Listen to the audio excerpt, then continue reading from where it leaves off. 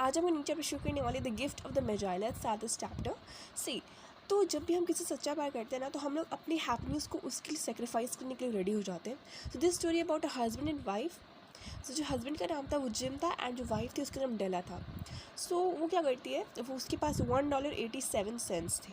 ठीक है, मतलब उसने इतना बचत किया था। वो 3 टाइम उसे गिनती है तब भी वो $1.87 ही आ रहा होता है। एंड अगले दिन क्रिसमस था। सो ऑफ कोर्सली वो क्या करती है, कोच पर जाकर रोने लगती है। एंड एक पुअर कंडीशन में जब आप बहुत गरीबी की हालत में होते हो तो एंड आपको बहुत बुरा भी लगता है कि कल इतना अच्छा ओकेज़न है एंड मैं अपने हस्बैंड को कुछ दे भी नहीं पा रही, वो ऐसे सोचती रहती है।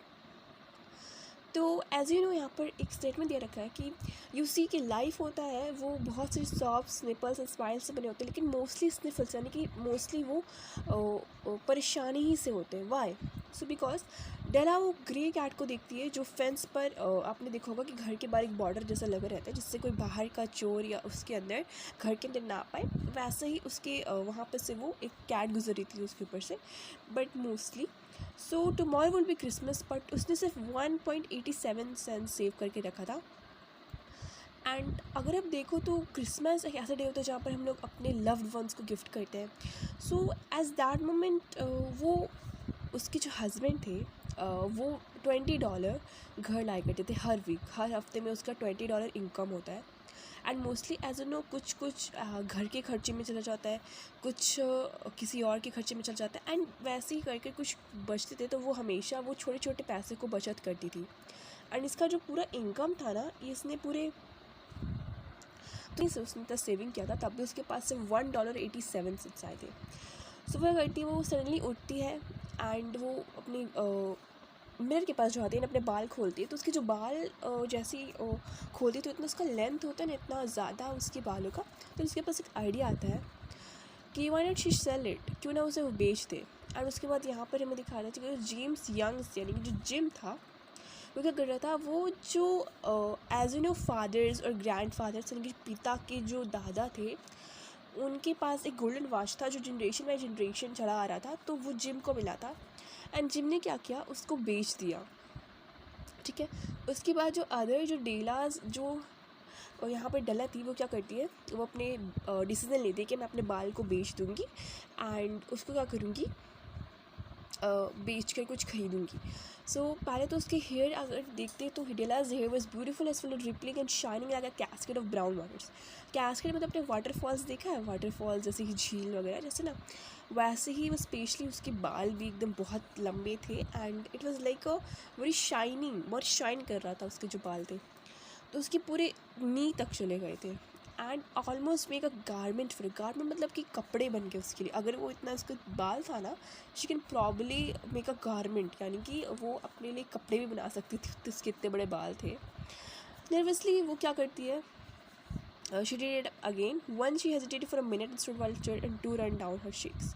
तो पहले तो वो रुक कर सोचती है एंड उसके बाद वो सोचती है कि अब मैं क्या करूँगी, इसको बेच दूँगी। पहले उसको ना उस पर अपने आप पर पहले तो वो रोती भी है, एक दो आंसू उसके आंखों से निकलते हैं and she was very what and she and one परेशान भी थी कि शी वॉज यू कन्फ्यूज कि मेरे को सेल करना चाहिए कि नहीं करना चाहिए था। बट द मोस्टली जो थिंग आया था वो ये था कि if she love Jim, but वो जिम सपोज सच्चा प्यार करती थी तो of coursely she can able to sacrifice her happiness with that.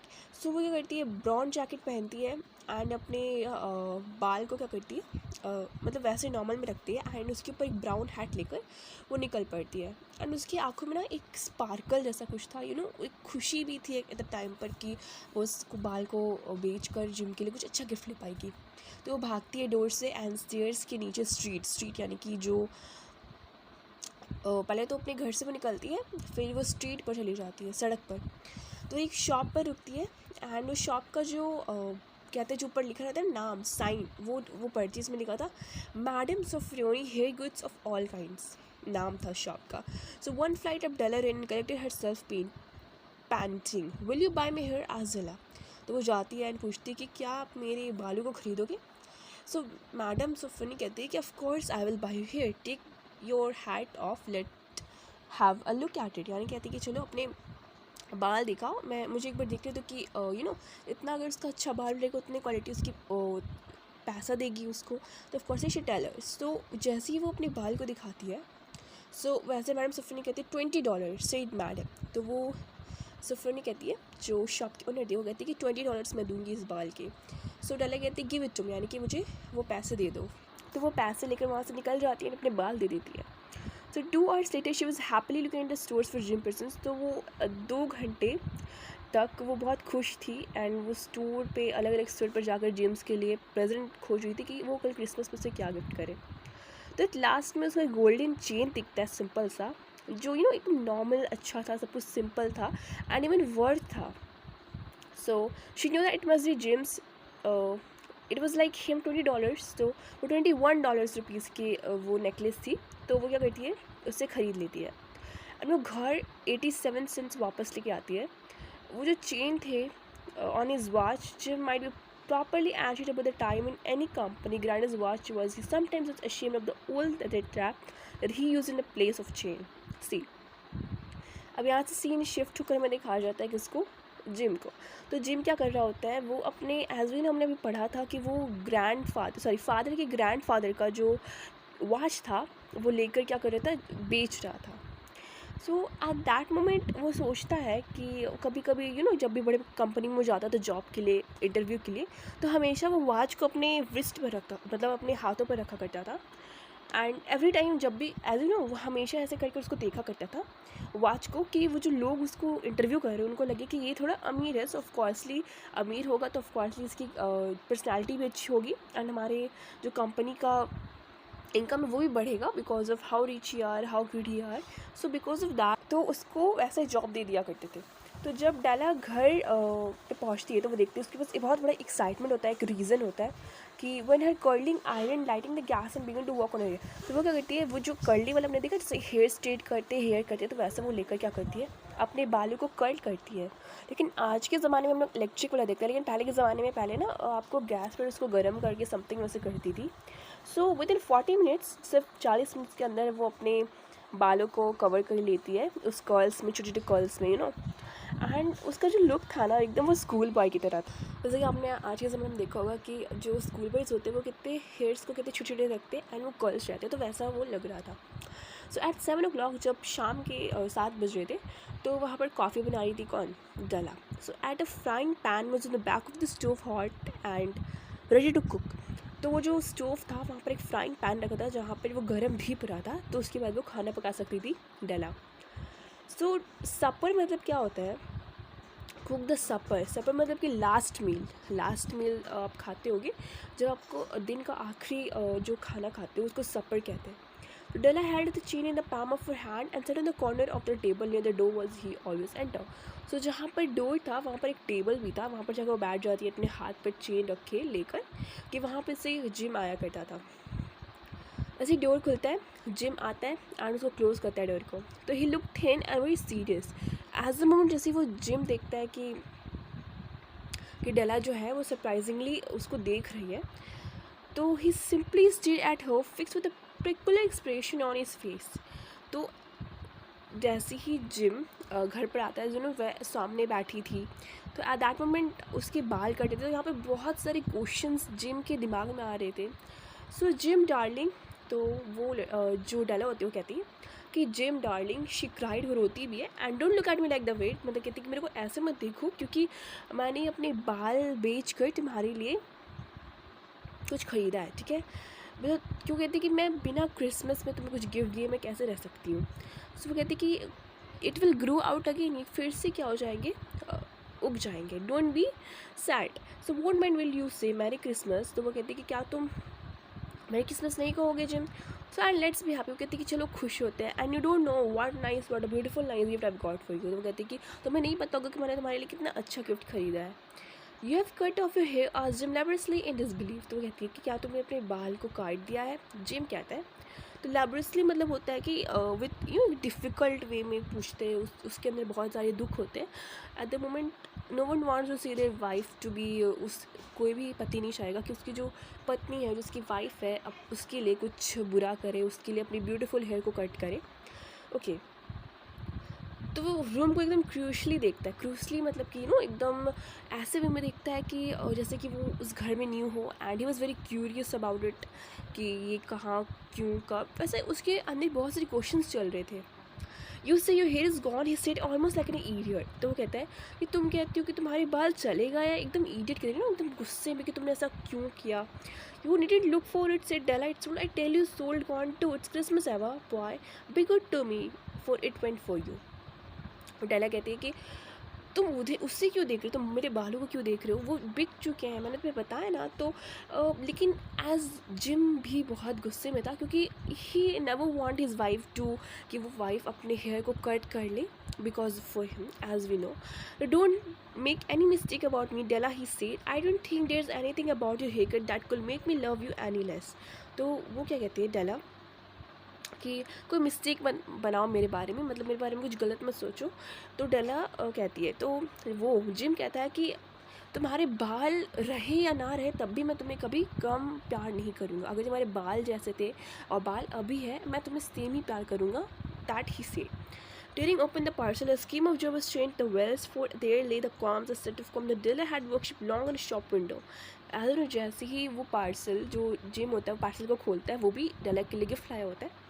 तो जब जैसे ही वो खोलता है, तो जो जॉय था ना, जो डेला के अंदर जितना भी खुशी थी वो चेन दिखाने के लिए, वो सब क्या हो जाता है, एकदम सैड सा हो जाता है। इतनी अच्छी इंजॉयबल को वो सैड फील करने लगती है। क्यों? क्योंकि जैसे ही वो पार्सल खोलता है, उसके अंदर ना एक ब्यूटीफुल सा सेट था कॉम का, जो ना जहाँ पर डेला एज वे देखा होगा कि बहुत सारी मूवीज़ सीन में आपने देखा होगा कि लोग मूवीज़ में ना जब भी स्ट्रीट पर चलते तो आपने देखा होगा बहुत सारे शॉप्स में ऐसे बाहर ऐसे विंडोज़ लगे रहते हैं, एंड उसके अंदर जो शो केस के लिए रखा जाता है सामान, वहाँ पर रखा रहता है। तो वैसे ही जब भी डेला जाया करती थी ना, तो वो देख के करती थी कि वो जो कॉम्स थे, वो जो कंघी थे, वो कितने सुंदर लिखते थे। तो वो बहुत वर्कशिप यानी कि बहुत प्रयास करती कि उसको बाय कर सके, परचेस कर सके, लेकिन वो नहीं करती क्योंकि उसे अपने घर की हालत के बारे में पता होता है। So and now they were hurts but the hair should not have adorn the comb was gone. देखो, जो बाल थे उसके पास एंड जो भी कंघी उस जिम ने लाके उसे दिया था, अब उसका कोई काम नहीं, क्योंकि अब तो डेला ने अपने बाल को क्या कर दिया, कटवा चुकी है वो। सो दैट्स वाई यहाँ पर जो जिम था वो थोड़ा गुस्से में था, ठीक है। तो she just said my hair grows for fast Jim, you shouldn't worry it. क्योंकि देखो, वो कहती है कि जिम को कि तुम उदास मत हो, क्योंकि मेरे बाल हमेशा जल्दी ग्रो हो जाएंगे, जल्दी बढ़ जाएंगे। एंड देन डेला होती है, वो रोती है एंड कहती है ओ मतलब कि एक वे में वो एक्सप्रेस कर रही होती है कि आई नेवर इवन थिंक कि जो जिम है वो मेरे लिए इतना भी कर सकता है। He really sell his watch. लेकिन यहाँ पे डेला को अभी तक पता नहीं है कि उसने सेल किया, बट वो रोने लगती है। And Jim had not yet seen his beautiful presence, she held it out early upon her open palm. तो क्या करती, जो अपने हाथों पर उसने रखा था ना, तो अभी तक वो चेन को जिम नहीं देखा था, तो वो क्या करती है, वो धीरे से करके क्या करती है, तो उसको लाती है और बोलती है, देखो इज़न्ट इट लवली जिम, ये सुंदर नहीं है। तो डेला सेड, तो जो जिम है वो कहता है कि let's put a Christmas present away and keep it from a while and there do nice to use that present, I sold that watch to get that money to buy your combs and now suppose you get the supper ready. So जो Jim होता है वो कहता है कि देखो, हमारे जो गिफ्ट है, क्रिसमस गिफ्ट है, वो बहुत ज़्यादा क्या अच्छे हैं हमारे लिए। तो अभी ये प्रेजेंट जो हमने गिफ्ट अपने आप को दिया है, हम लोग दोनों जो दे रहे हैं, अभी हम उसे साइड करते हैं। एंड जो मैंने जो वॉच को सोल्ड किया था तुम्हारे कॉम्स खरीदने के लिए, एंड नाउ वो सब छोड़ते हैं, फिर लोग सपोज करते हैं कि क्या सपर यानी कि खाना रेडी हो चुका है, meal. So the Magi as you know were wise man who bought gift to the baby Jesus in the manager. और देखो, तो जो मजाई नाम रखे थे ना स्टाइल का, क्योंकि एज वी नो कि एक 3 वाइज मैन थे जिन्होंने ना बेबी जीसस के लिए उन्होंने गिफ्ट लाया था। So they invented an art of giving Christmas present, being wise the gifts were no those wise ones anyhow. जैसे जब बेबी जीसस को तीनों मैन ने गिफ्ट दिया, तो वो लोग अलग अलग डायरेक्शन से आए थे किसको, बेबी जीसस को गिफ्ट देने के लिए। सो एट दैट मोमेंट यही इन्वेंट हुआ कि क्रिसमस के दिन हम लोग एक दूसरे को क्या करते हैं, प्रेजेंट गिफ्ट करते हैं। लेट्स सी, तो एट लास्ट में बताया जाता है कि जो ऑथर जिन्होंने इस चीज़ को लिखा था स्टोरी को, वो कहता है कि I have told you the story of 2 foolish children who must unwisely sacrifice for each the greatest treasure of their house। तो उन्होंने क्या किया, अपने हैप्पीनेस के लिए भी सैक्रिफाइस कर दी, एज यू नो देखो, जो जिम था उसके जो गोल्डन वार जो जनरेशन में जनरेशन चली आ रही थी वो सेक्रीफाइस कर दिया किसके लिए, ऑफकोर्स डेला के लिए। एंड डेला ने अपने बाल सेक्रीफाइस कर दिए जिम के लिए। तो ऑथर को लगता है कि यहाँ पर वो लोग अनवाइजली सेक्रीफाइस करते जो उन्हें नहीं करना चाहिए था, ठीक है। जो घर का बहुत ग्रेट ट्रेजर था उन्हें नहीं करना चाहिए था, but stilly at the starting में हमें पता चला कि that was very good thing. So देखो, गिफ्ट लेना एंड देना जो भी देते हैं वो बहुत वाइज पर्सनस होते हैं, ठीक है। तो हमें उनका गिफ्ट को कभी डिसरिस्पेक्ट नहीं करना चाहिए, जो भी वो दे रहे हैं हमें रख लेना चाहिए। And that the story ends here.